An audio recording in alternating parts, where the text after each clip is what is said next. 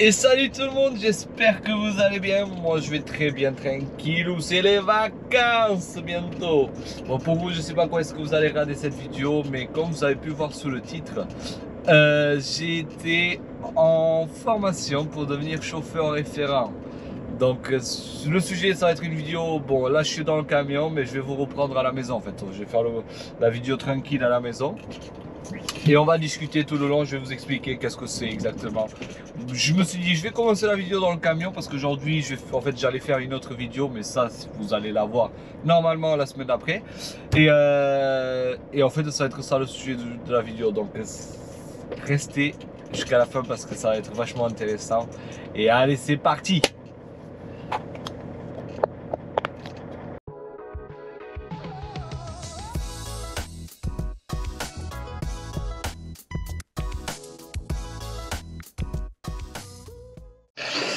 Bon, j'espère que vous m'entendez bien. Je vais pas parler très fort parce que sinon ça fait écho parce que la pièce elle est pratiquement vide.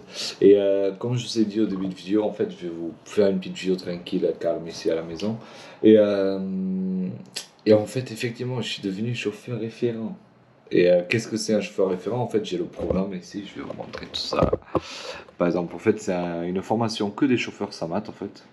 C'est le groupe Samat. Il y avait des Samat Aquitaine, Samat Rhône-Alpes, Samat Marseille, Samat un peu de partout. Et en fait, ça consiste quoi la formation? Je sais pas si vous m'entendez bien, j'espère en tout cas.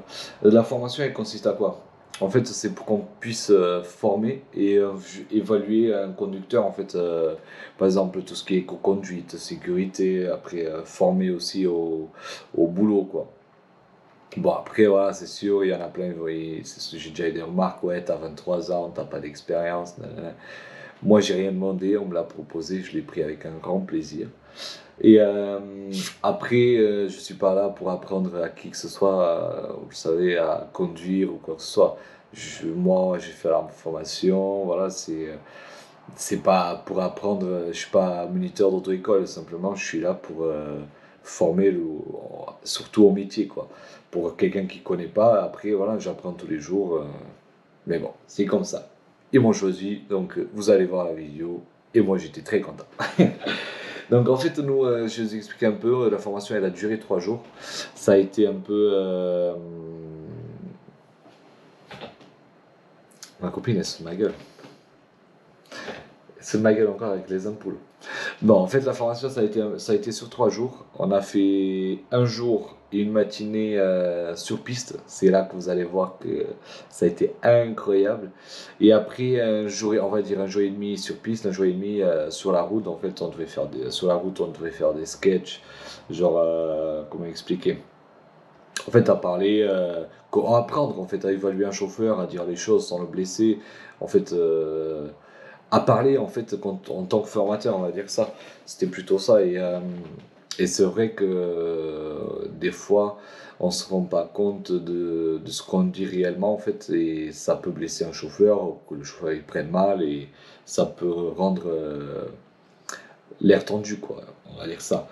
Et c'est pas le but quand on accompagne un chauffeur, en fait, le but c'est de dire les choses sans qu'il prenne mal et qu'il puisse évoluer. Voilà. Après, comme je dis à chaque fois, on n'est pas là pour apprendre quoi que ce soit, on est juste là pour évaluer et dire voilà ce qui va pas. C'est pas ce qui va pas, déjà, on ne dit pas ça.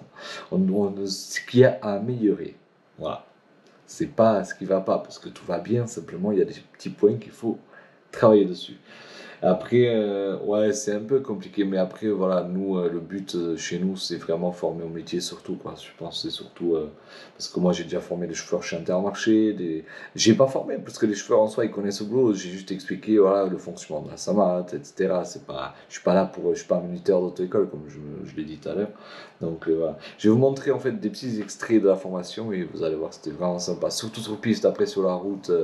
Il n'y a pas forcément grand chose à montrer, on conduit, on parle, donc je ne l'ai pas filmé trop, mais c'est surtout sur la route. Donc je vais vous mettre des petits extraits sur piste et vous allez voir, et je coupe en fait pour vous expliquer à quoi ça sert. Ok, allez, c'est parti.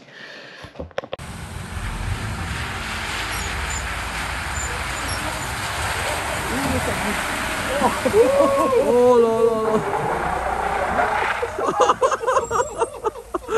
Oh, c'est énorme.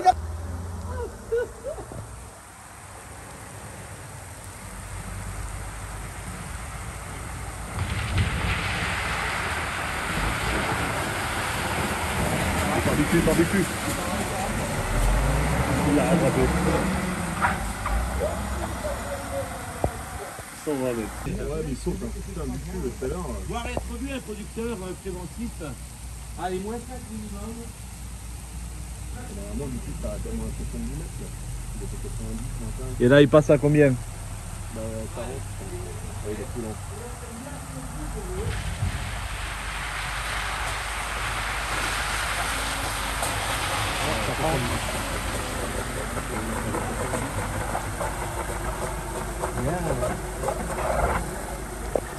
Moins 5 minimum, maximum moins 10. Et on pense bien rester débrayé. Hein? Parce que là, le Mercedes, il est arrivé assez vite. Impressionnant. Vous voyez l'évolution avec la boîte robotisée. C'est énorme. Avec la boîte robotisée. Il est de quelle année le Scania? Celui-ci je sais pas. Ouais, il aura une dizaine d'années. Ouais. Donc bien moins 5, maximum moins 10. On freine à fond et on débraye en même temps. Et là, tu vas voir que ça va mieux se passer.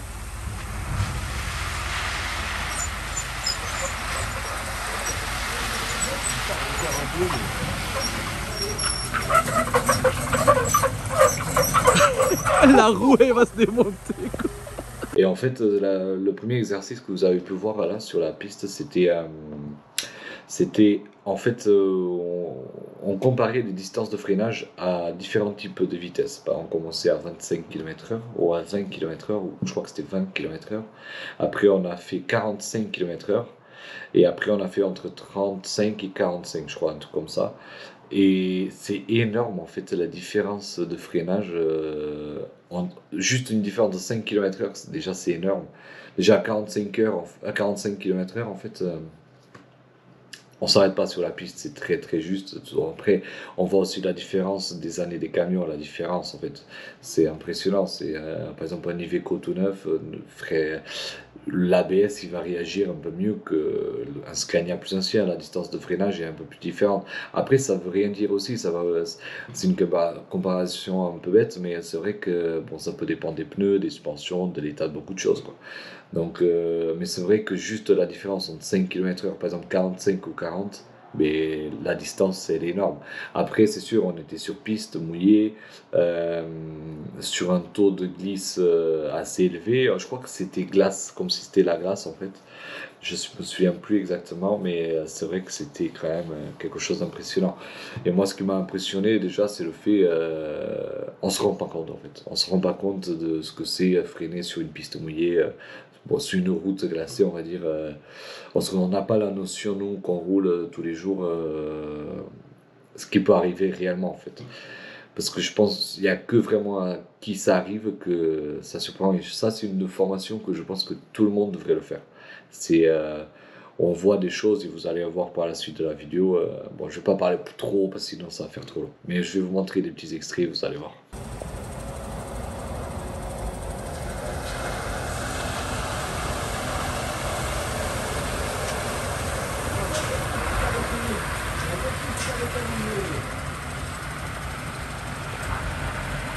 Alors, donne-moi ton ressenti avec ce Scania. Alors, on n'est pas habitués, nous les nouveaux chauffeurs, à conduire ça. Et t'en penses quoi de l'ensemble de l'information? Super. Super. Et qu'est-ce que tu fais quand tu es chez Samat? La chimie. La chimie, ça fait combien de temps? Ça fait 1 an que je suis en chimie et ça fait 1 an que je suis chauffeur. Eh ben putain. Heureusement que je suis là pour apprendre à tous ces gens, quoi. Je saute un peu dans la cabine, je trouve. J'ai passé 3 vitesses en 5 mètres.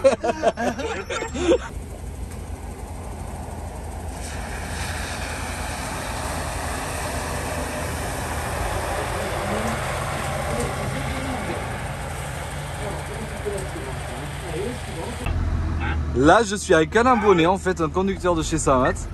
Et je savais pas qu'il était en formation ici, en fait, on s'est rencontrés là. Et là, il est en train d'essayer le V8 quand. T'en penses quoi de ce camion? Putain, on est bien dans le thé en fait. Hein. Ah, misère, con. C'est vraiment impressionnant quand même. C'est impressionnant. Ça fait bizarre par contre. Ouais. Ouais. Et l'embrayage, allez, on va. L'embrayage il est balèze. Ah, t'as pas fait là? J'ai pas Je fait vais gaffe laisser parce comme que... ça. On va rester au 4ème. Mais dépôt des ânes. Laissez l'autre, tu vas là-bas, dis-le-moi. Tu regardes les autres. Ça donne des...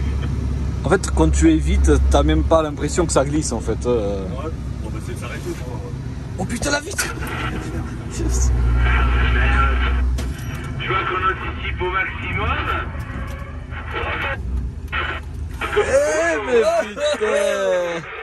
Écrase la rentrée dedans. Pas bien de marge, laissez voir pour l'échappatoire par la gauche. Ouais, faut me faire charrier. C'est où la marche arrière? Allez. Non, vas-y, pas comme ça. Ah, ça c'est le droit ça. Ah, par la gauche. C'est pas grave, continue. Ah, donc, tu vois, ça touche. Mais en plus, c'était l'autre gauche qu'il fallait prendre. Hein. Ouais, Allez, pas grave. c'est le suivant. Maintenant, Eric. C'est le truc, tiens, comme là, en fait, on prenait pas. Alors, vous avez vu qu'elle commence à prendre la tangente, là? Ouais. Bon. Allez, ça marche, merci. Allez, ça roule pour la semi.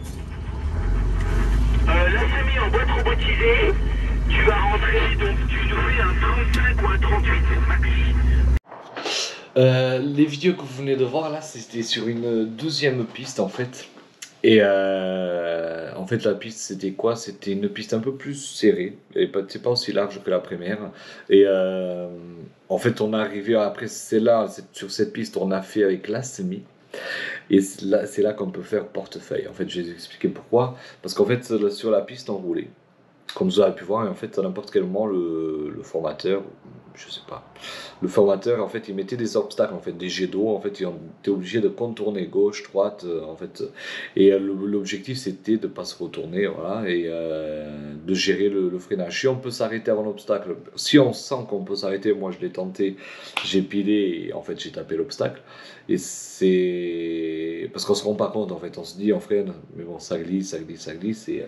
bon, des fois ça marche pas. Et en fait, l'objectif c'était mettre coup de volant à gauche, gérer en fait, et ne pas freiner parce que quand on freinait avec la semi, en fait, dès qu'on mettait le pied au frein, portefeuille, c'était impressionnant. Mais bon, après il y a des sécurités, il y a des câbles en fait en acier pour pas que ça fasse portefeuille, sinon on casse le matériel, quoi. Mais c'est vrai que c'est assez impressionnant. Et cette piste aussi, on l'a fait à plusieurs km/h. Je sais pas, je me souviens plus à combien exact, mais on a commencé doucement et on a augmenté le risque un peu plus. Bon, le risque, il n'y avait pas de risque, bon, c'est pas l'objectif de faire un dégât. Et ce qui m'a permis aussi, quand j'ai fait cet exercice, c'est conduire un vieux Scania, vous allez voir dans plusieurs extraits aussi, vous avez déjà vu sûrement, et en fait c'est un Scania boîte en Y, c'était incroyable, c'était vraiment pas mal. Et du coup voilà, ça c'était cette piste. Après vous allez voir la prochaine, elle est pas mal aussi, je vais vous mettre des petits extraits, vous allez voir c'était aussi pas mal et je vous reprends après. Je vous rappelle que vous devez aussi adapter votre allure à l'environnement. Vous êtes sur un environnement ok. Un conducteur préventif, c'est voir et être vu. On aurait pu mettre les feux, mais là encore aussi, beaucoup trop de freins. Regarde, là tu vas partir en travers, prépare-toi, frein. Et voilà, tu vois, là dans la vraie vie, là aussi c'est l'accident. Allez, c'est roule pour l'Iveco. Alors on va chercher l'action corrective, les gars. Je vous rappelle, vous devez minimiser le frein, vous devez garder la trajectoire, vous ne devez pas sortir de la courbe. Attention à l'impact de la... Je vois qu'on décide d'approcher sur un rapport différent que Mercedes. Ça peut être une idée. Les vitres. Ouais, on cherche le frein moteur, c'est pas mal ça. Et on roule à droite en France, on roule à droite. Bien voilà, place-toi mieux, voilà. Là c'est déjà pas mal.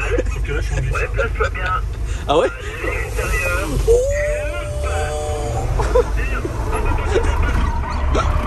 Oh, quel est... C'est l'accident. Tu aurais dû prendre ton virage à l'extérieur. T'as pris ton virage à l'intérieur.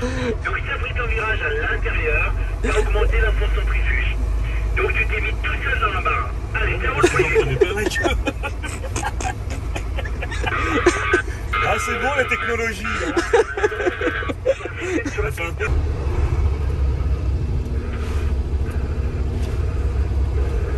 Sans ABS là. Ah, c'est bien ça, du frein moteur.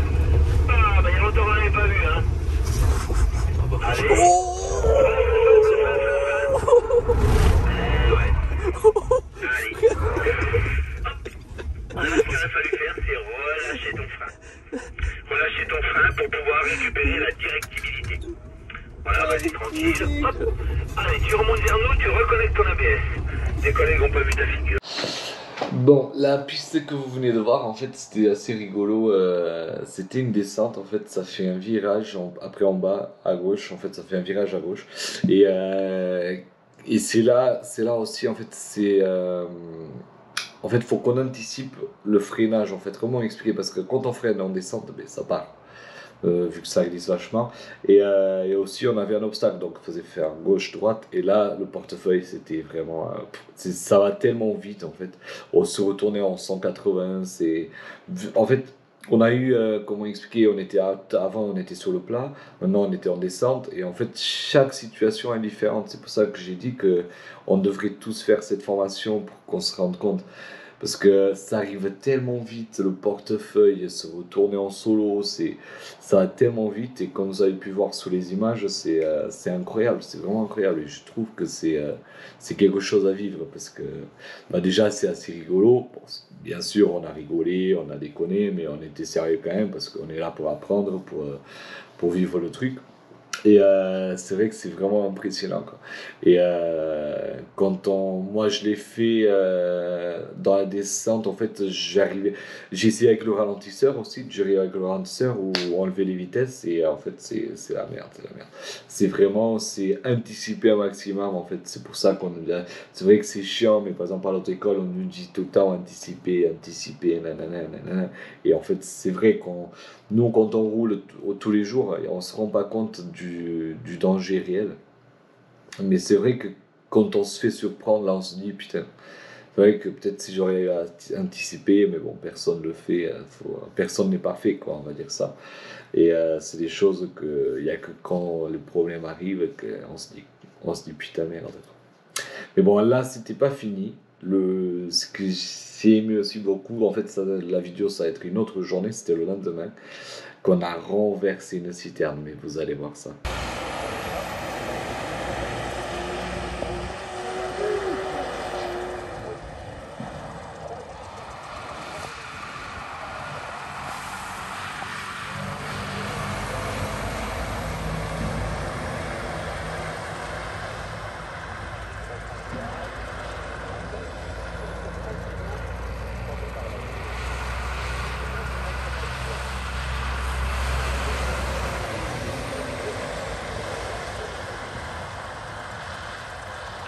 Je dois pas le faire, c'est à l'intérieur.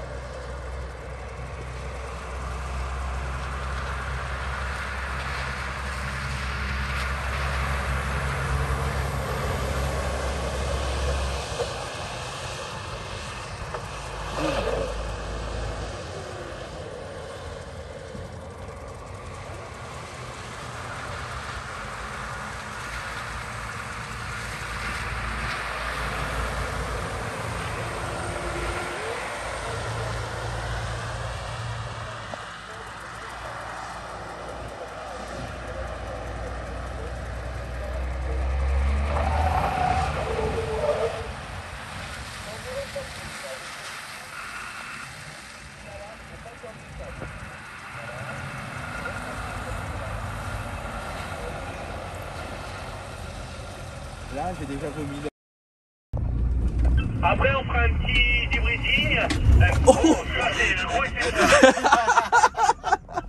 Par contre, comme tes collègues n'ont pas vu, il faut bien baisser les yeux. Angleterre. Ils ne vont pas faire remarquer ces coups-là. Ils n'ont pas été assez observateurs. Ouais, mais moi. Baisse les yeux, s'il te plaît. Ouais, t'es anglaise. Baisse les yeux, ouais. Comment tu te sens de vouloir renverser un tracteur là? Pas très Reste là sur la 19 là. Donc, tu vas mettre l'ABS. Vas-y, mets l'ABS. Mais il est mis. Il y est mis. T'as pas enlevé la Bon, t'as mis l'ABS?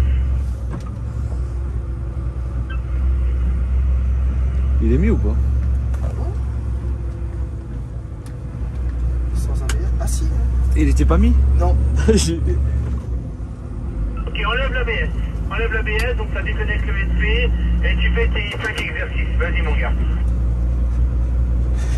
Ça, on est à 25 t'es.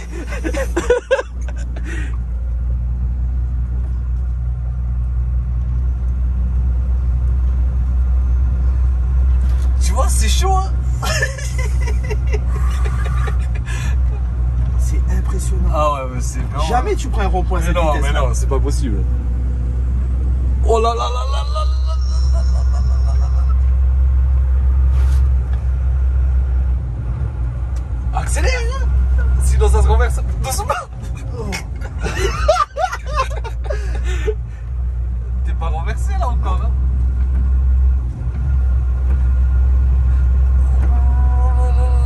J'ai l'impression que je suis à fond. Mais ça se relève pas. Et rajoute un petit kilomètre ou deux. Oh, mais jusqu'à où? C'est la cabine qui va partir.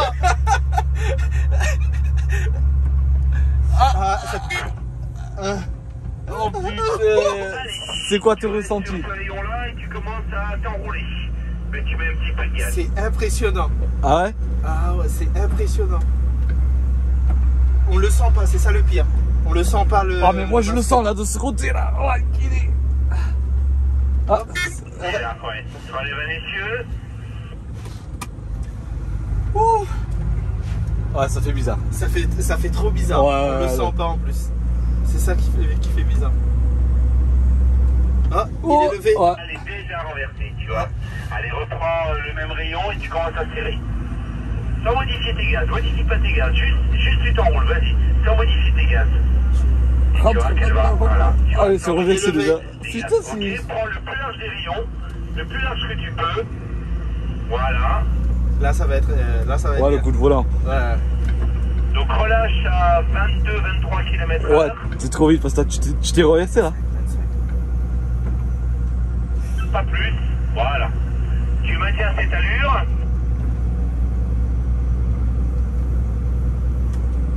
Ah, pas plus, voilà, c'est bien comme ça. Alors attention. 1, 2, 3, coup de volant. Ok, tu reviens vers nous.